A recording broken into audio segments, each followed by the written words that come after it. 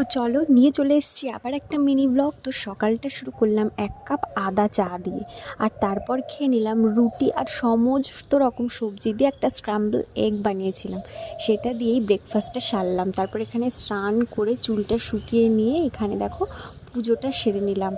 আজ দেখো কিভাবে সাজিয়ে পুজো দিয়েছি। এটা হচ্ছে গণেশ, আর এটাই বাকি সমস্ত দেবতা। আজ লাড্ডু আর সোনপাপড়ি দিয়ে পুজো দিয়েছি। আর পুজো কমপ্লিট হয়ে যাওয়ার পর লাঞ্চটা সেরে নিলাম। লাঞ্চে ছিল আজকে চিকেন, নর্মাল চিকেন আর ভাত, ডালও ছিল, কিন্তু চিকেন হলে আর কিছু লাগে না, তাই চিকেন ভাত দিয়েই খেয়ে নিলাম। আর তারপরে দেখো বিকেলবেলায় এই যে এই বিড়ালটার সঙ্গে আমি একটু মজা করছিলাম। ও জানি না কেন আমার দিকে হাঁ করে তাকিয়েছিল, সেটা আমার নজরে পড়তেই আমি ওকে আরও একটু জ্বালাতন করছিলাম, এরকম হাত নাড়ানাড়ি করে। তারপরে ভাবলাম সেটার একটা ভিডিও করি।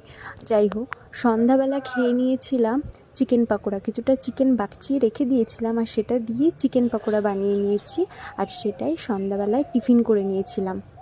আর চিকেন পাকোড়াটা খেতে কিন্তু দারুণ হয়েছে। জাস্ট চিকেন পপকর্ন স্টাইলে আমি চিকেন পাকোড়াটা বানিয়েছি, এত সুন্দর খেতে লাগছিল। রাত্রেবেলায় ডিনারে ছিল নর্মাল রুটি, ডিম ভুজি আর বোঁদে। টাটা।